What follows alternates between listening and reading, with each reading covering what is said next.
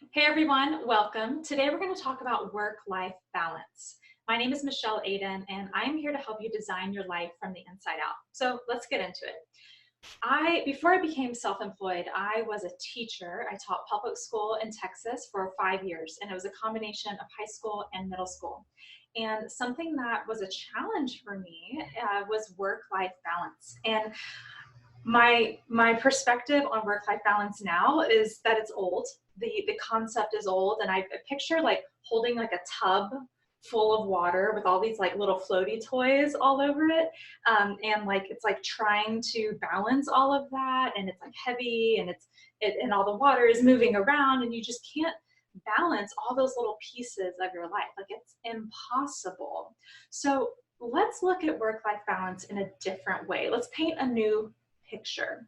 I even like to think of it as work-life integration, but even that I think could be more enhanced. So instead of thinking of work-life balance as this like big whole, like here's this one whole thing that you are trying to balance, right? And you're trying to fit all parts of your life in this whole.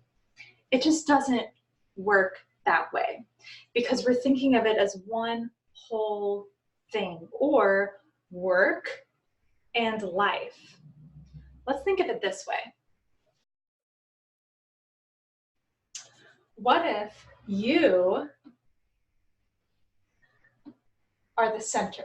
That's you, not you the teacher, or you the lawyer, or you the parent, or you the partner, or you the pet owner, or you the church member, or you the club member, whatever. This is your soul, like you. When you really go back to who am I? Now, when I think of like who am I always go back to my little girl, my inner child, that like fourth grade me that is creative and all the things. Okay, so think of you. Now, then you have all these other parts of you. We're just gonna draw these lines. So you may have your job, like teacher, you. You may have parent, you. Partner, you. Now, each of these are different identities, different versions of you. But guess what? They're all part of you. And not only are they part of you, the real you, influences each one of these. Let's also say you're a child. You're a family member. You're taking care of your extended family outside of your like immediate family. Okay. Oh, and you're also a friend. So there's all of these different parts of you. Okay. But you are actually feeding each of these. So I want you to think of who you are at your job. So when I was a teacher, I was Miss Capto. Now, when I went home, I was not Miss Capto. When I hung out with my friends, I was not Miss Capto, right? But when I was at school, I like played the role of Miss Capto. That was my identity, Miss Capto. Identity, or playing the role of, doesn't mean that it's fake. See, what I found with teachers specifically, and really this can apply to anyone in like where you work with people, which is pretty much everyone, where you have a really personal job, where you feel like you need to bring yourself. That's what I found with teachers, is that they felt like they just had to, it was so personal teaching. And that is draining, because then what happens is they're bringing themselves fully and completely to the job of being a teacher. But then they go home to their partner, to their children, and they're still playing the role of Miss Capto, for example. There's no division. There's no separation between who they are, the role they're playing at school, and the role they're playing at home. And then it goes the other way too. They bring who they are, their identity from home into their identity at school or at work, whatever, right? And what I found in teaching is that there was some martyrdom almost. And I do not use that word lightly, especially in light of all of the violence that is happening. I'm very hesitant to use that word, but so anytime I use that word, I'm using it very intentionally, very consciously. There's this martyrdom that is happening. You're bringing all of you to your job. And maybe there was a time when that was good, healthy. But I feel like there's this like proving. I have to prove myself. If I'm not bringing my fullest self to my job, and when I say fullest, I mean like every version of you, every part of you, every aspect of you, every part of your identity, if you're not bringing that to your job as a teacher, then you're failing. You're not doing it right. You're not good enough. I feel like that is what's happening. Now, there's many reasons like why that's happening. One of them, I think, is because parents are working more and they're less available for their children. So students are being parented less. So then they come into schools and you are feeling like you have to parent them. I think that's part of what's happening. There's so much that goes into this, right? But that should not change how you show up to school, how you show up to your job, because there is only so much of you. And if you're bringing everything to your job and then never disconnecting, never taking time for yourself, then you are not able to be the parent you want to be, or the partner you want to be, or the friend you want to be, or the extended family member, the child you want to be.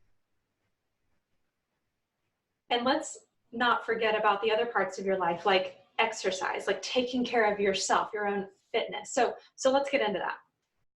To be the fullest version of you that you can be in each of these identities, aspects of your life, you have to really be filling this. How are you filling yourself? Food. How are you feeding yourself? How are you taking care of your body? How are you taking care of your mind, your heart, your soul? How are you taking care of yourself? Because if you're always giving,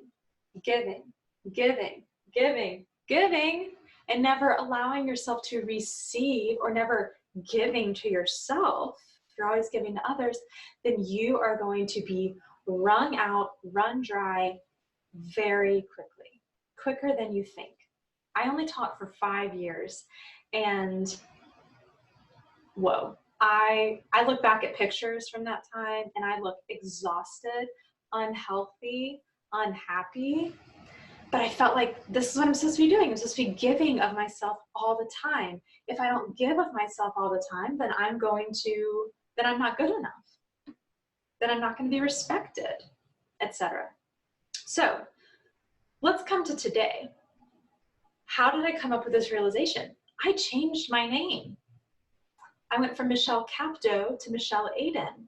Not in all aspects of my life. Personally, with my family, I'm still Michelle Capto. I'm going to go home, visit my family. I'm going to be Michelle Capto. But when I show up here with you, when I show up online, when I show up in my work and my service to the world, I'm Michelle Aiden.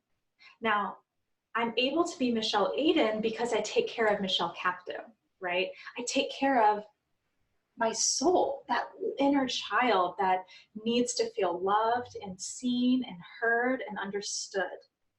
I take care of me so that I can take care of you. I believe that it is my calling to serve the world, to help the world become a better place by building better people, by helping you design your life from the inside out, live out your life purpose, live an aligned life, a life aligned with love, a life of peace, ease, joy, love, happiness, all the things. That's why I'm here. The only way I'm able to really step in and serve is if I first take care of myself. And what that requires for me, and I believe for you as well, is having different identities, different aspects of myself, different versions of myself that I can fully step into. But remember, each identity, each role that you play is played by you. So when you're playing that role, it's totally genuine, totally authentic, because it's being fed by you, the real you. So I want to encourage you to really get in touch with the real you. Who is the real you? Who is that inner child that wants to be seen, heard, understood, loved, acknowledged, and then let that you influence, feed, source each role that you play. And then have some separation. So go to work, be you, bring yourself to your job, and then seal it off at the end of the workday, cut it off. There is no pride to be found in taking your work home. There is no award that is going to be given to you for working a ton of extra hours, for bringing your work home emotionally, physically. There is no award that is going to be given to you. Only burnout, only sickness, only unhappiness. So you have to take care of yourself. So what I recommend is that you, at the end of the workday, cut it off, okay? And then let's do it. Cut it off. Have some sort of ritual. I like to teach my students to have a ritual to seal the end of the day. And then check back in with you so that you can then be a parent.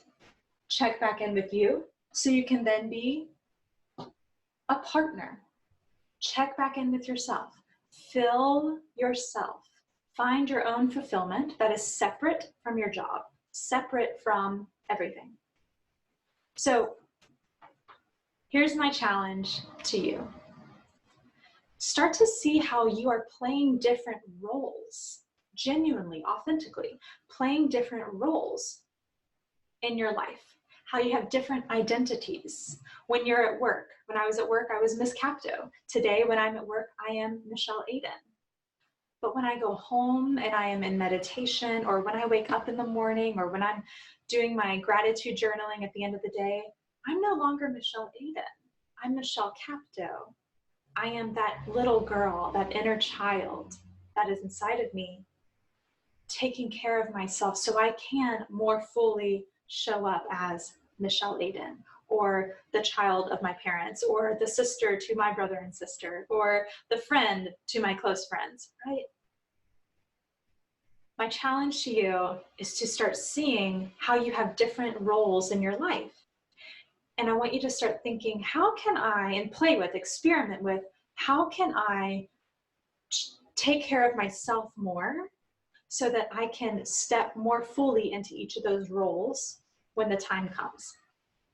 Okay, that's my challenge. I'm going to do a deeper training on this coming Wednesday in my Facebook group, Design Your Life Collective. I do free trainings every Wednesday at noon Eastern, or whatever time zone I'm in. And I want you to be there. I want you to be there learning with me. I want to teach you how to design your life from the inside out. So you have your challenge. And if you want to go deeper, come join me in my Facebook group. Until next time, keep learning, loving, and living, because we need you. We need you so that we can have you here and in all areas of your life.